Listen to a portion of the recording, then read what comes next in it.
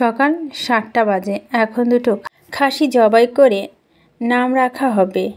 সবাই আবাকে ডাকছে কারণ বাচ্চার নাম ও রাখবে বলেছে। আয়ান আবাকে ডেকে নিয়ে আয়। আয়ান ডাকতে যাওয়ার আগেই আবার রুহি সিমি হাজির। কোথায় ছিল? তাড়াতাড়ি এসো। বাচ্চার নাম কি রাখবে বলো? বাচ্চার নাম হবে নিশান। নিশি? আপুর ছেলে নিশান সুন্দর না? সবাই নাম শুনে বলছে অনেক সুন্দর নাম বলছো। আবার তুই তো আমার ছেলের জন্য ভালোই মিলিয়ে নাম বাইর করেছিস। মৌলবি সাহেব, বাচ্চার নাম হবে নিশান। এই নাম বলে কোরবানি করবেন। আবা বলা নাম অনুযায়ী বাচ্চার নাম নিশান রাখা হলো। কোরবানি করে বাসা পরিচিত খুব কাছের কয়েকজন মানুষ এসেছে। আয়ান ভাই, আবির ভাইয়া ও শরীফ ভাইয়া মানুষগুলোকে খাওয়াচ্ছেন। আমার 3 বান্ধবী ও নিশি আপু বাচ্চাকে নিয়ে বসে আছি। নিশি আপু জিজ্ঞেস করছে, এত সুন্দর নাম কোথায় পেলি? আমি অনেক ভেবে চিনতে তোমার নামের সাথে মিলিয়ে ঠিক করেছি। তোর বেবি হলে তার নাম কিন্তু আমি রাখবো। আরে আপু, আরে বাচ্চা হোক তারপর। আমাদের দুলাভাই তো আবাকে বাচ্চা নিতে বলে না, তাই নাকি? তাই। এসব কথা বাদ দে। নিচ থেকে আয়ান ডাকছে, সবাই খেতে চলো। বাইরে আত্মীয়দের খাওয়ানো শেষ, এবার বাসায় সবাই খেতে বসবো। সবাই বসে পড়েছে। আয়ান ভাইয়া পাশে রয়েছে। ভাইয়া কোথায়? ভাবলাম আমি আবার পাশে বসবো। তা না, আপনি বসলেন।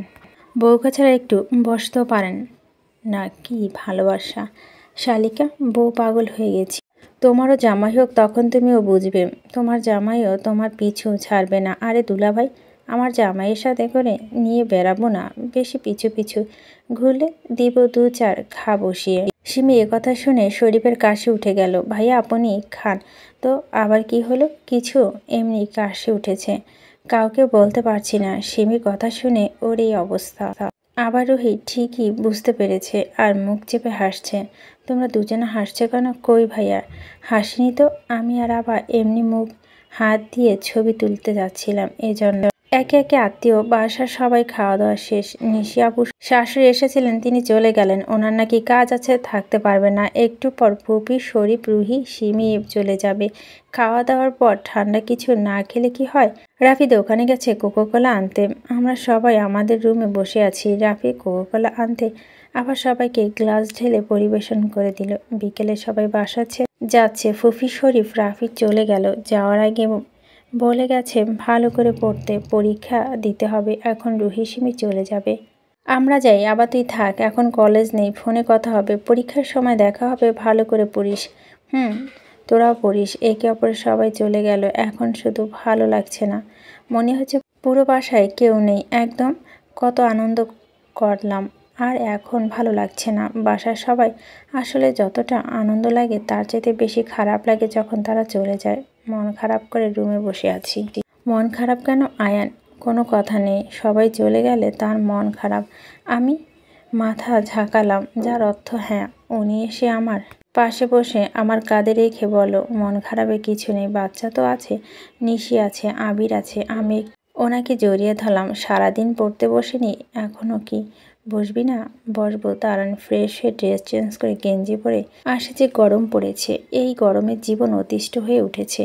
আবার চেঞ্জ করে গেঞ্জি পরে আসলো। আবার পড়েছে, আয়ানের সাথে বসে আছে। আবার যেগুলো বুঝতে পারছে না ওকে বুঝিয়ে দিচ্ছে। দিনের পর দিন, রাত পর রাত, এভাবে অনেক কয়েকটা দিন চলে গেছে। কালকে থেকে আবার এইচএসসি পরীক্ষা শুরু। এই কয়েকটা দিন আবার ভালোই পড়েছে, কারণ আয়ান ওকে অনেক হেল্প করেছে। রাতে আবার পড়েছে। কালকে প্রথম বাংলা পরীক্ষা আছে। তোমার বাংলায় কোনো সমস্যা আছে? না, বাংলার সমস্যা নেই। আচ্ছা তাহলে একটু রিভিশন দাও, তারপর তাড়াতাড়ি ঘুমাতে হবে। কালকে পরীক্ষা আর আজকে তাড়াতাড়ি ঘুমাবো। তাড়াতাড়ি ঘুমাবে, কারণ পরীক্ষার সময় বেশি রাত জাগতে হয় না। দরকার পড়লে তুমি আবার ভোরে উঠে পড়বে, কিন্তু রাত জাগবে না। পড়ার মাঝে রুহি সিমি একসাথে গ্রুপ কল দিল। দোস্ত, তোদের কি পড়া শেষ? না দোস্ত, আমার তো পড়া শেষ হয়নি। পরীক্ষা যে কী হবে আল্লাহ জানেন। তুই আর মিথ্যা বলিস না, আমরা জানি তুই ভালো পড়েছিস। তোরা থামবি? কালকে পরীক্ষা। পড়া বাদ দিয়ে ঝগড়া করতেছে। আবার তোর পড়া কমপ্লিট? এখন অর্ধেকে রিভিশন দিন। ঘুমাবো, দেন ভোরবেলা উঠে বাকিটা রিভিশন দেব। তোর তাহলে পড়া কমপ্লিট হবে। তোর মতো আমাদেরও এখন অর্ধেক রিভিশন দিয়ে ঘুমাতে হবে, ভোরে উঠে অর্ধেক রিভিশন দিতে হবে। কথা বলে ফোন রেখে দিলাম। পড়ার রিভিশন দিচ্ছি, উনি 2 কাপ কফি এনে আমায় 1 কাপে দিয়ে নিজে খাচ্ছে। কফি শেষ করে আবার পড়া শুরু। রাতে 11টার অর্ধেক পড়া রিভিশন দেওয়া হলো। আয়ান ডাকছে ঘুমাতে। আমি গিয়ে ওনার পাশে শুয়ে পড়লাম আর উনি আমায় জড়িয়ে নিলেন। এটা ওনার রোজকার অভ্যাস। সে অভ্যাসে আমি অভ্যস্ত হয়ে গেছি। ভোর 3:30 অ্যালার্ম দিয়ে ঘুমিয়েছিলাম। ঠিক 3:30 বাজে তখন অ্যালার্ম বাজতে শুরু করলো। প্রথমবার বাজতে শুনতে পেয়ে সাথে সাথে উঠলাম। আয়ান ভাইয়া ঘুমাচ্ছে। অ্যালার্মটা বন্ধ করে দিলাম যাতে ওনার ঘুম না ভাঙে। ঘুম থেকে চোখ মুখে পানি দিয়ে এসে পড়তে বসলাম। ঘুম যেন না আসে তাই চোখে মুখে পানি দিয়ে এসেছি। টেবিলে বসে ধীরে ধীরে পড়ছি। আমার পড়ার জন্য ওনার ঘুমে ডিস্টার্ব যেন না হয়। ওমা, বেডের দিকে তাকিয়ে দেখি উনি ঘুম থেকে জেগে গিয়ে আমার দিকে তাকিয়ে আছেন। আপনি কখন উঠলেন? যখন তুমি ফিসফিস করে পড়ছিলাম। এত ধীরে পড়ছো কেন? এত ধীরে মনে মনে পড়লে মনই হারিয়ে যাবে। আপনি ঘুমাচ্ছেন তাই ধীরে ধীরে পড়ছি যাতে আপনার ঘুম না ভাঙে। একটু জোরে জোরে পড়বে। আর আমাকে ডাকুনি কেন? একা উঠেছো কে? আমি পড়বো, আপনাকে ডেকে ঘুম নষ্ট করে কি করব তাই ডাকিনি। নেক্সট টাইম থেকে আমায় ডাকবে, তুমি পড়াবে, আমি তোমার পাশে বসে থাকবো। একা একা পড়তে বোরিং লাগে। আগে আমার পরীক্ষার সময় আমার পাশে মা রাত জেগে বসে থাকতো। এত মানা করলেও শুনতই না। আম্মু দায়িত্ব পালন করছে নাকি? তোমার আম্মু দায়িত্ব কেন পালন করব? আমি তোমার হাজব্যান্ড, সেই দায়িত্ব পালন করছি। আগে ছোট আম্মু থাকতো, এখন আমি থাকবো। দায়িত্ববান হাজব্যান্ড শুধু দায়িত্ব পালন করে। তুমি শুধু আমার দায়িত্ব না, তুমি আমার মায়ায় জড়ানো ভালোবাসা, যে মায়া থেকে আমি চাইলেও কখনো মুক্তি নিতে পারবো না, বুঝেছ? আয়নের কথা আবার মনে প্রশান্তি আনে। মানুষটা ওকে কত ভালোবাসে। সকাল হয়ে গেছে। 9টা বাসা থেকে বাইর হয়ে পরীক্ষা দেওয়ার জন্য। বাসা থেকে পরীক্ষা কেন্দ্র যাইতে সময় লাগে 20 মিনিট। প্রথম দিন তাই একটু আগে যাচ্ছি। সিমি, রুহি ওরাও আগে আসবে, কথা হয়েছে। তোমার সব পড়া রিভিশন দেওয়া কমপ্লিট হয়েছে? সব পড়া রিভিশন দেওয়া কমপ্লিট। এখন তাহলে রেডি হও, তারপর খেয়ে পরীক্ষা দিতে যাবে। কি পরে যাব? বোরখা পরবে আর কি। পরীক্ষার কেন্দ্রে অনেক ছেলে আসবে, তারা যেন তোমার দেখে পাগল না হয়। সব সময় মজা নাকি? মজা কই কলম, সত্যি বলেছি। বোরখা পরে নিকাব পরবে, তাহলে কেউ দেখতে পারবে না। তোমার সাজা হলে আমার সাথে থাকবে, তখন ইচ্ছে মতো সাজাতে পারো, কিন্তু ওখানে তো আমি থাকবো না। আপনি আমায় নিয়ে এত ভয় পাচ্ছেন? ভয় পাই তোমায় হারানো। তুমি ছাড়া আমি নিঃস্ব হয়ে যাব। আয়ানের কথা অনুযায়ী বোরখার সাথে নিকাব পরে নিলাম।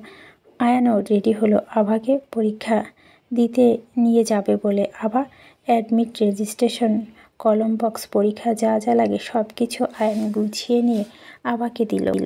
চলো এবার খেয়ে যেতে হবে। 9টা বাজতে আর 20 মিনিট। আয়ান আবার দুজনে নিচে নামলো। বাসার সবাই আজ ওখানে আছে, কারণ আজ আবার পরীক্ষা দিতে যাবে। আয় মা, তাড়াতাড়ি আয়, খেতে বস।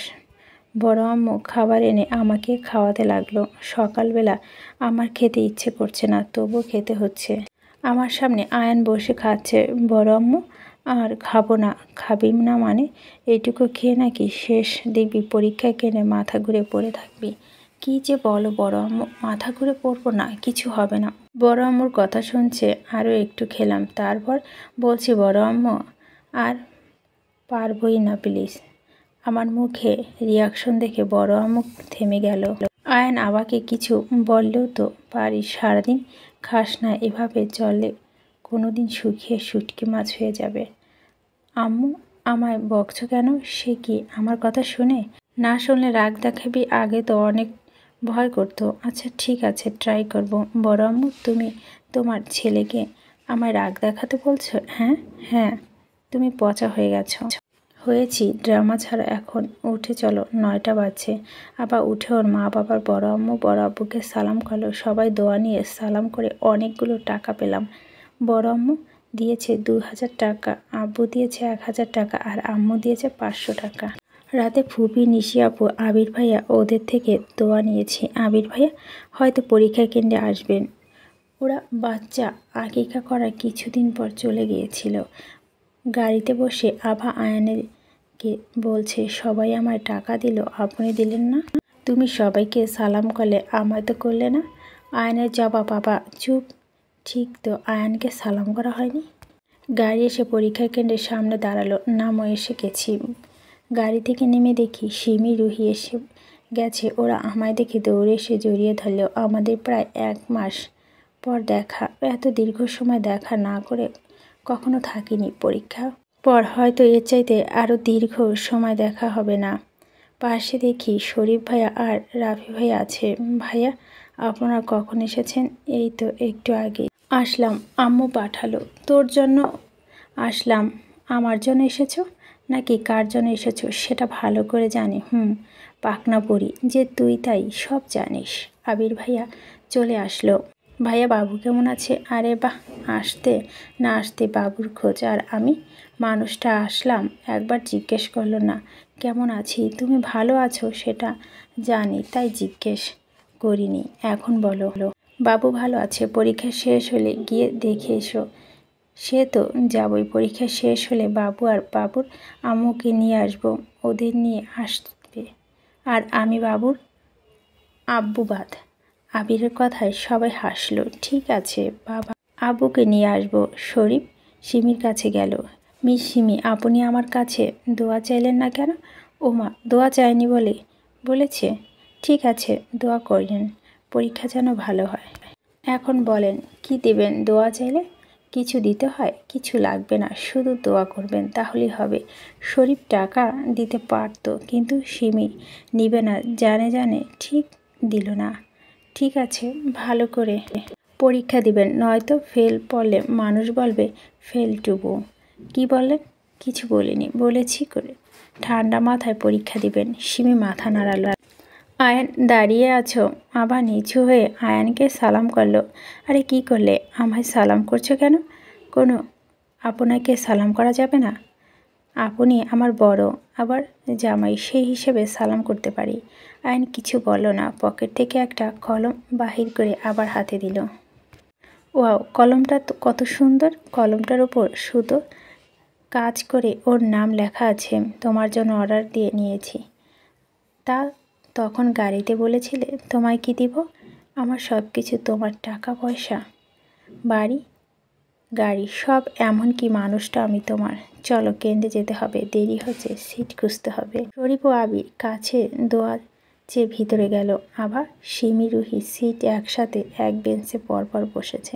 ওদের ভালোই হলো, সবাই সবাইকে হেল্প করতে পারবে। পরীক্ষা আর 20 মিনিট বাকি। খাতা দিয়ে নিয়েছে আর কাউকে থাকতে দিবে না। আয়ানকে বাহিরে হয়ে যেতে হবে। যাওয়ার আগে বলে গেছে ঠান্ডা মাথা করে সব প্রশ্নের উত্তর দিতে।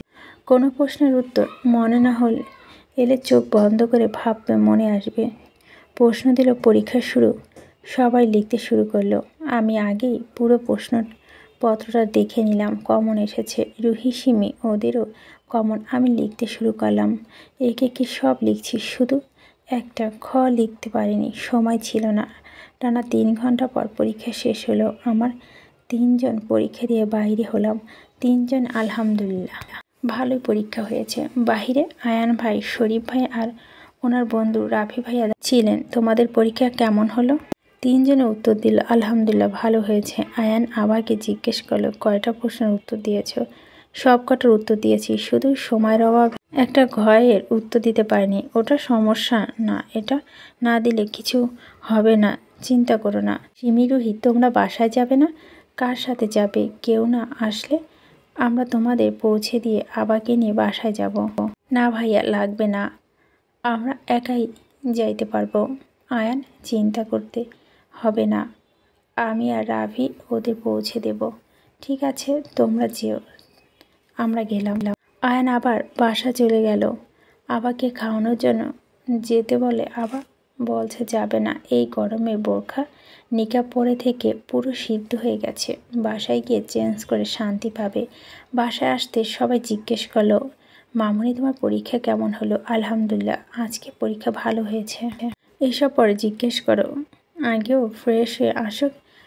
এর গরমে মেয়েটা অবস্থা কি হয়েছে দেখেছো? যাও মামনির রুমে গিয়ে চেঞ্জ করে ফ্রেশ হয়ে আসো। আচ্ছা বড় আম্মু, আসছি, একটু অপেক্ষা করো। রুমে এসে ফ্রেশ হয়ে বোরকা ছেড়ে নর্মাল ড্রেস পরে নিলাম। আমার পর উনিও ফ্রেশ হতে গেলেন। নিশি আপু ফোন করেছে, ধরলাম। হ্যাঁ আপু বলো। পরীক্ষা কেমন হলো রে সেটা বল। আজকে পরীক্ষা আলহামদুলিল্লাহ ভালো হয়েছে আপু, কিন্তু ইংরেজি পরীক্ষায় যে কি হবে সেটাই চিন্তা করছি। চিন্তা করার কিছু নেই। ইংরেজি পরীক্ষা কবে? কালকে বাংলা দ্বিতীয় আছে, তারপর 2 দিন পর ইংরেজি। শোন, কিছু না বুঝলে আয়নকে বলবি, ও বুঝিয়ে দেবে, টেনশন করবি না। ভালো করে পড়বি। কথা বলে ফোন রাখতে উনি বেরিয়ে আসে। কে ফোন করছিল? নিশি আপা। কি বলো? জিজ্ঞেস করলো পরীক্ষা কেমন দিলাম। পরীক্ষা নিয়ে যেন টেনশন না করি, কিছু না বুঝলো আপনাকে বলি। ও দুজনে ফ্রেশ হয়ে খেতে গেলাম। আম্মু আর বড় আম্মু খেতে দিচ্ছে। সকলে একটু খাসনি আবার, এখন কিন্তু সব খেতে হবে। আমি বড় আম্মুর দিকে তাকিয়ে আছি। আমার দিকে তাকিয়ে থেকে লাভ নেই, খেতে হবে। আম্মু, এদিকে তোমার ছেলে আছে, তার দিকে একটু দেখো। আমি শুকিয়ে যাচ্ছি, তুই তো খাচ্ছিস আর মোটু হচ্ছিস। আম্মু, এভাবে বলতে পারলে আমি তোমার ছেলে পর হয়ে গেলাম? এখন তো বল ভাই, মেয়ে পাইছ? আমি কে? আমি মা ছেলে কাহিনী দেখে হাসছি। আমার আম্মু দরদ দেখিয়ে বলছে, কে বলেছে বাবা তুই আমার ছেলে? আয় তোকে খাইয়ে দিই। আম্মু ঢং করে ওনাকে খাওয়াচ্ছে। ব্যাপারটা এমন, ওনার মা আমায় বেশি কেয়ার করেন আর আমার মা ওনার বেশি কেয়ার করেন। আমার কি আর করার? বড় আম্মুর কথা সবগুলো একটু একটা করে নিলাম। ওমা, একটু একটু করে নিয়ে পুরো প্লেট ভর্তি হয়ে গেল। আমি জোর করে খাওয়া শেষ করলাম। এখন আর নড়তে পারছি না। আমার এই অবস্থা দেখে আয়ান ভাই হাসছে। আমি রাগি চোখে তাকাতে হাসি বন্ধ করলো। কোনো মতে রুমে আসলাম। উনি আমার সামনে একটা 7 আপ এনে বলছে, এটা খেয়ে নে, হজম হবে। আমি খেয়ে শুয়ে পড়লাম। খাওয়ার বেশি হয়ে গেছে, আর জীবনে জোর করে খাবো না। একটু রেস্ট নিয়ে আবার পড়তে বসলাম।